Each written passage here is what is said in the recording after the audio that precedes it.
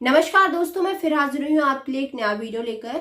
तो दोस्तों, जिस तरह से डिबेट चल रही है एग्जाम को लेकर कि जो एग्जाम्स हैं वो क्या सेफ होंगे कोविड-19 के टाइम पर एग्जाम कंडक्ट करवाना, तो एग्जाम होने चाहिए या नहीं होने चाहिए, इस पर ही मैं अपना व्यू रखना चाह रही हूँ। तो दोस्तों, यहाँ पर मैं पहले ही क्लियर कर देना चाहती हूँ कि जो भी मैं इस वीडियो में बातें करने वाली हूँ या जो भी मैं व्यूज रखने वाली हूँ वो मेरा पर्सनल ओपिनियन है। हो सकता है कुछ लोग इससे सहमत हो और कुछ लोग इससे असहमत हो। तो दोस्तों, चलिए शुरू करते हैं हमारा आज का वीडियो।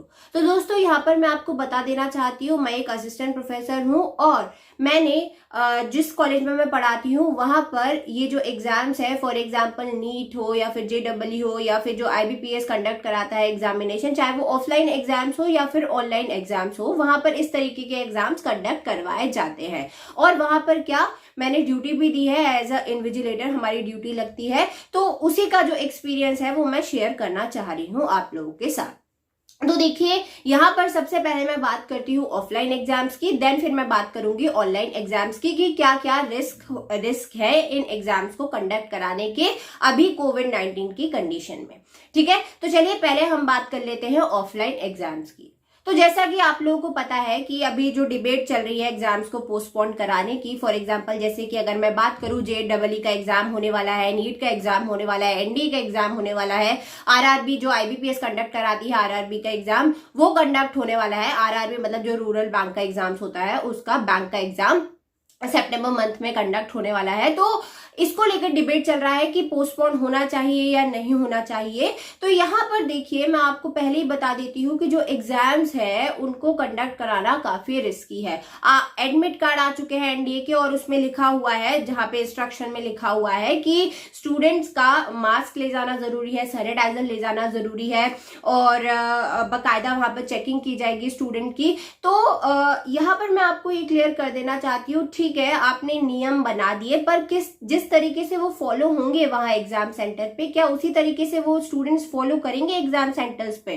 चलिए बात करते हैं एग्जाम सेंटर्स की। तो मैं अपना एक्सपीरियंस शेयर करती हूँ आपको। जब भी एग्जाम्स होते हैं तो जो सेंटर होता है वहां पे, अगर मैं अप्रोक्सीमेट बात करूं तो 1000 से ज्यादा स्टूडेंट एग्जाम देने आते हैं। ठीक है, कुछ सेंटर्स छोटे होते हैं और कुछ सेंटर्स बड़े होते हैं, तो मैं अप्रोक्सीमेट 1000 का लेकर चल रही हूँ नंबर। ठीक है, अब क्या होता है जब वहां पर भीड़ जमा होती है एग्जाम्स के टाइम। ठीक है, जब एग्जाम्स के टाइम भीड़ जमा होती है तो कई स्टूडेंट्स क्या होता है, बाहर से आ रहे होते हैं तो बहुत हड़बड़ाहट में रहते हैं। ठीक है, तो जब सबसे बड़ी बात तो आती है रोल नंबर। जब वो लोग चेक करते हैं कि उनको सही सेंटर मिला है या नहीं मिला है, तो जब वो रोल नंबर चेक करने जाते हैं जहां पर वो लिस्ट लगी रहती है बोर्ड पर, तब वहां पर बहुत ज्यादा भीड़ जमा होती है। अब हो सकता है कुछ लोगों ने सोशल डिस्टेंसिंग का पालन कर लिया, पर जब टाइम कम बचा होता है, क्योंकि आप सभी को पता है कि कुछ स्टूडेंट्स बहुत लेट आते हैं, 5-10 मिनट ही पहले आते हैं, 5 मिनट पहले आते हैं, वो हड़बड़ाहट में काफी स्टूडेंट्स क्या होता है एक साथ जाके फटाफट रोल नंबर चेक करने होते हैं। तो यहाँ पर क्या होगा, सोशल डिस्टेंसिंग का पालन करना बहुत मुश्किल हो जाएगा। अब बात आती है एग्जाम सेंटर में घुसने की, मतलब अपने अपने एग्जाम्स के जो हॉल है उनको देखने की। अब एग्जाम्स हॉल में वो एंटर किए, अब वहां पर फैकल्टीज होती है ड्यूटी लगाने के लिए। अगर मैं बात करूं तो जिस क्लास में मैंने ड्यूटीज दी है, कभी कभी 50 स्टूडेंट भी रहते हैं, कभी कभी 100 स्टूडेंट भी एक क्लास में बैठते हैं। जैसे कि जो बड़े बड़े हॉल्स रहते हैं ED हॉल्स, वहां पे 100 से ज्यादा स्टूडेंट्स बैठते हैं। तो वहां पर क्या होता है, 3 फैकल्टी की तो ड्यूटी लगती है एक क्लास में। तो जहां पर मैंने पिछली बार नीट एग्जाम में ड्यूटी दी थी, वहां पर हम 3 फैकल्टी थे और 50 से ज्यादा स्टूडेंट एक क्लास में बैठे थे। तो क्या होता है, जब स्टूडेंट एग्जाम हॉल में एंटर करते हैं तो उसके पहले क्या होता है, आपको चेक करना होता है, उनका ID प्रूफ चेक करना होता है, उनके एडमिट कार्ड चेक करना होता है कि सही स्टूडेंट आया है या नहीं आया है। ठीक है, फैकल्टी बकायदा सैनिटाइज करके खड़ी हुई है, हाथ को मास्क बांध के खड़ी हुई है, सोशल डिस्टेंसिंग का पालन कर रही है। ठीक है, अब स्टूडेंट आया, एक लाइन में खड़ा हुआ। अब एक स्टूडेंट तो नहीं है जो एक क्लास में बैठेगा, स्टूडेंट आया, फैकल्टी ने क्या किया, उसका एडमिट कार्ड चेक किया, उसका ID प्रूफ चेक किया, उसको अंदर जाने दिया। ठीक है, अब नेक्स्ट स्टूडेंट आया तो क्या फैकल्टी फिर से सैनिटाइज करेगी हाथ? चलिए, इस तरीके का पालन कुछ फैकल्टीज ने कर भी लिया, बट ऐसा भी होता है कि हर सेंटर पे ये चीज फॉलो नहीं की जाएगी। कुछ लोग क्या करते हैं, इस चीज को फॉलो नहीं करते, कितनी बार सैनिटाइज करेंगे हाथ। ठीक है, तो देखिए यहाँ पर दोनों की जिम्मेदारी बनती है कि वो दोनों सैनिटाइज करें अगर एग्जाम होता है तो, बट ऐसा कहीं पर फॉलो नहीं किया जाएगा और यहाँ पर क्या होता है, रिस्क बढ़ जाता है इसको फैलने का, क्योंकि आपको ये पता है ये चेन बढ़ती ही जाती है। ठीक है, दूसरा ये हो गया। तीसरा, जब एंटर हो गया, एग्जाम शुरू हो गया, ठीक है। अब क्या होता है, एग्जाम शुरू हो गया तो वहां पर क्या होता है, आपको जो होता है, जो OMR शीट होती है ऑफलाइन एग्जाम्स के टाइम, वो प्रोवाइड कराई जाती है। तो फैकल्टी ने बकायदा सैनिटाइज करके फैकल्टी ने प्रोवाइड करा दी। बट हो सकता है कुछ फैकल्टीज ने नहीं किए सैनिटाइज हाथ, या हो सकता है उसी फैकल्टी को कोविड हो, तो वो कितने लोगों को फैलाएगी। ठीक है, मैं एक कंडीशन बता रही हूँ, एक संभावना बता रही हूँ, ऐसा जरूरी नहीं है कि ऐसा हो ही, बट ऐसा हो सकता है। ठीक है, अब आती है चौथी बात। अब एग्जाम बकायदा प्रॉपरली कंडक्ट हो रहा है। अब आती है जब एक शीट आती है, आप लोगों ने सबने देखी होगी, एक शीट पर आप लोगों के थंब इंप्रेशन होते हैं, मतलब आपको लगाना पड़ता है, थंब इंप्रेशन लेने होते हैं और एक साइन करना पड़ता है, जिससे क्या होता है, आपकी अटेंडेंस लगाई जाती है और वो अटेंडेंस भेजी भी जाती है।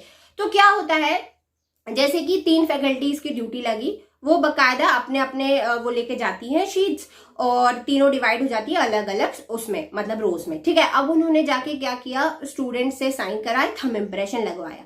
ठीक है, अब देखिए उन्होंने एक स्टूडेंट से लगवाया। अब यहाँ पर बात आती है, हो सकता है स्टूडेंट्स में भी कुछ सिम्टम्स हो, बट उसके ज्यादा सिम्टम्स ना आए हो कोविड के, तो वो एग्जाम देने आ गया। ठीक है, एग्जाम देने आ गया। अब उस स्टूडेंट ने क्या किया, अपना थंब इंप्रेशन लगाया और अपने साइन किए उसी पेज पर, क्योंकि आपने देखा होगा कि जो पेज होता है जिसमें आपकी अटेंडेंस जाती है, उसमें सारे स्टूडेंट्स के क्या होते हैं, नाम एक साथ होते हैं। एक साथ मेरा कहने का मतलब है, एक पेज पर करीब 10 नाम तो होते ही हैं। अब वो एग्जाम पर डिपेंड करता है कि कितने नाम होते हैं, कहीं कहीं पे 5 नाम भी दिए होते हैं। ठीक है, तो एक पेज पर 10 स्टूडेंट के नाम तो होते ही हैं। तो अब वो क्या होता है, वो ट्रांसफर होता है। जैसे कि एक स्टूडेंट के किए साइन, उसने थंब इंप्रेशन लगाया, फिर हम दूसरे स्टूडेंट के पास जाते हैं, उसने थंब इंप्रेशन लगाया, उसने साइन किया, और ऐसे ही वो आगे बढ़ता जाती है ये प्रोसेस। ठीक है, तो हो सकता है किसी स्टूडेंट का क्या हो, किसी को कोविड हो और उसकी सिम्टम्स बहुत ही कम हो, मतलब आए ना हो अभी, क्योंकि सिम्टम्स क्या 1-2 दिन में दिखते हैं प्रॉपरली। तो अगर ना आए, वो एग्जाम देने आ गया, तो वो कितने स्टूडेंट्स को फैलाएगा पूरी क्लास में, तो यहाँ पर ये रिस्क बढ़ जाता है। अब बात आती है जब क्या होता है, जब एग्जाम छूटता है। ठीक है, जब एग्जाम छूटता है तो एक साथ एग्जाम क्या होती है, बेल बजती है और एग्जाम क्या होता है, एक साथ बच्चों को छोड़ा जाता है कि ठीक है अब एग्जाम हो गया, अब आप जा सकते हैं, क्योंकि कलेक्ट की जाती है ना शीट्स, उनकी जो OMR शीट्स है, हमने कलेक्ट कर ली, एग्जाम छूट गया। अब एक साथ छूटता है एग्जाम, तो इतनी ज्यादा भीड़ इकट्ठी होती है, आपने भी एग्जाम सेंटर्स में देखी होगी। और जिस तरीके से एग्जाम कंडक्ट कराए भी गए हैं, अभी कुछ एग्जाम्स हुए भी हैं, जैसे मैं आपको एग्जांपल देती हूँ, जैसे आगरा में अभी एक एग्जाम कंडक्ट कराया था, बीएड का, मैंने कहीं पढ़ा था। यूपी में एग्जाम कंडक्ट कराए गए हैं, केरला में एग्जाम कंडक्ट कराए गए हैं, और जिस तरीके से सोशल डिस्टेंसिंग की धज्जियां उड़ी हैं, आप सभी ने वो पढ़ा होगा पेपर में, और कुछ लोग पॉजिटिव भी पाए गए हैं। ठीक है, तो जरूर नियम बना दिए गए हैं कि इस तरीके के नियम होंगे, इन्हें फॉलो करना चाहिए, बट किस तरीके से लोग फॉलो करते हैं नियम को, वो हम सबने देखा है। ठीक है, तो यहां पर रिस्क बढ़ जाता है ऑफलाइन एग्जाम कंडक्ट होने में।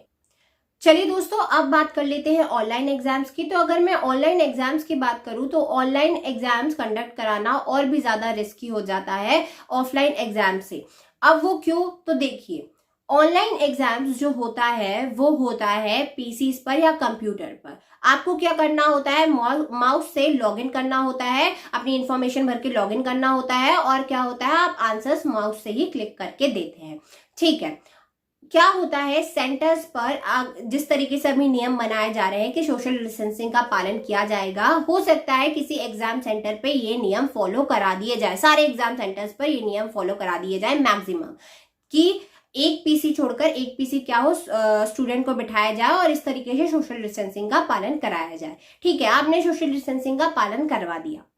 अब बात आती है स्लॉट्स की। ठीक है, चूंकि ऑनलाइन एग्जाम क्या होता है, ऑनलाइन एग्जाम 4-5 दिन चलता है और एक दिन में 3 स्लॉट होते हैं। 3 स्लॉट में क्या होता है, एग्जाम होता है। तो फॉर एग्जाम्पल, जब फर्स्ट स्लॉट हुआ, ठीक है, आपने प्रॉपरली व्यवस्था कर दी कि जितने भी कंप्यूटर आपके हॉल में लगे हुए थे सारे आपने सैनिटाइज करवा दिए, माउस सैनिटाइज करवा दिया, प्रॉपरली आपने सारी व्यवस्था कर ली। ठीक है, अब क्या हुआ, स्टूडेंट एंटर हुआ, स्टूडेंट ने एग्जाम दिया। हो सकता है स्लॉट 1 में कोई ऐसा कैंडिडेट हो जिसे कोविड हो। अब उस बेचारे को पता ही नहीं कि उसे कोविड है, क्योंकि क्या होता है, सिम्टम्स 1-2 दिन में दिखते हैं। अब उसे पता ही नहीं है कि उसे कोविड है, उसने क्या किया, एग्जाम दिया, और उसे पता ही नहीं होगा उसने कितने लोगों को वो फैला दिया। क्यों, क्योंकि अब जो एग्जाम होगा वो होगा सेकंड स्लॉट में और फिर होगा थर्ड स्लॉट में, ठीक है, एक दिन की बात कर रही हूं मैं। अब क्या होगा, कोई स्टूडेंट उस सीट पर आके तो बैठेगा जो कैंडिडेट ने फर्स्ट स्लॉट में एग्जाम दिया था और जो कोविड पॉजिटिव था। अब वो स्टूडेंट क्या करेगा, जो सेकंड स्लॉट में बैठा होगा उसको भी कोविड हो जाएगा, ठीक है। अब थर्ड स्लॉट में भी उसी सीट पर आकर कोई बैठा, उसको भी हो गया। तो आप खुद देखिए कि एक चेन बन जाएगी, ठीक है, और वो स्टूडेंट कितने लोगों को फैलाएगा आप ये खुद भी समझ सकते हैं। तो ये क्या होता है, बहुत ही ज्यादा रिस्की हो जाता है ऑनलाइन एग्जाम लेना, ठीक है, क्योंकि क्या होगा, ये जो एग्जाम है ये 5 दिन तो मैक्सिमम चलेगा ही चलेगा, अगर मैं IBPS RRB की बात करूं तो। और आपने सुना भी होगा कि जो पीसीज होते हैं या फिर जो आपका मोबाइल होता है या लैपटॉप्स होते हैं, वहां पर जो वायरस होता है वो 5 दिन से ज्यादा रह सकता है। हो सकता है कि जैसे कि एग्जाम हुआ, ठीक है, अब एग्जाम क्या ऑल इंडिया लेवल का है, हो सकता है किसी एग्जाम सेंटर पर ये नियम फॉलो किया गया हो कि हर स्लॉट के बाद क्या हो, जो पीसीज है उन्हें क्या कराया गया हो, सैनिटाइज कराया गया हो। तो क्या आपको लगता है कि सारे एग्जाम सेंटर, जितने भी ऑल इंडिया में एग्जाम सेंटर है, वहां पर ये नियम फॉलो किया जाएगा कि हर स्लॉट के बाद सैनिटाइज किया जाएगा? अगर ऐसा नहीं किया गया, क्योंकि देखिए जिस तरीके से नियम को फॉलो किया जाता है उस तरीके से आपने भी देखा होगा कि ऐसा कोई ना कोई सेंटर तो होगा जहां पर ये नियम को तोड़ा जाएगा। हर स्लॉट के बाद सैनिटाइज कराना बहुत मुश्किल होता है, क्योंकि 1.5 घंटे के अंदर क्या होता है, एग्जाम दूसरे स्लॉट का होता है। तो क्या इस नियम को फॉलो किया जाएगा? मुझे लगता है कि ये बहुत ज्यादा रिस्की हो जाता है अगर जो स्लॉट वाइज अगर सैनिटाइज नहीं किया जाता है जो पीसीज है या माउस को, तो यहाँ पर क्या होता है, रिस्क बढ़ जाता है। तो दोस्तों बाकी जो मैंने आपको बताया, ऑफलाइन में जो रोल नंबर के टाइम भीड़ जमा होती है वहां पर भी रिस्क बढ़ जाता है, और जो थंब इंप्रेशन और अटेंडेंस शीट आपकी जाती है वहां पर भी रिस्क बढ़ जाता है, और जब आईडी प्रूफ चेक किया जाता है, एडमिट कार्ड चेक किया जाता है, वहां पर भी रिस्क बढ़ जाता है। ये सेम ही प्रोसीजर फॉलो होता है ऑनलाइन एग्जाम्स में भी, जैसे ऑफलाइन एग्जाम में फॉलो होता है ये वाला। बस सबसे बड़ा रिस्क यही था डेस्कटॉप वाला, जो मैंने आपको बताया कि रिस्क बहुत ज्यादा बढ़ जाता है। तो दोस्तों यहाँ पर मैंने अपने व्यूज रख दिए ऑनलाइन और ऑफलाइन एग्जाम्स में रिस्क किस तरीके से बढ़ जाता है। तो अगर कोई मेरा पॉइंट छूट गया है तो आप कमेंट सेक्शन में लिखकर बता सकते हैं। तो दोस्तों यही था मेरा आज का वीडियो। आई होप आपको ये वीडियो अच्छा लगा हो। मिलते हैं नेक्स्ट वीडियो में। Thank you so much.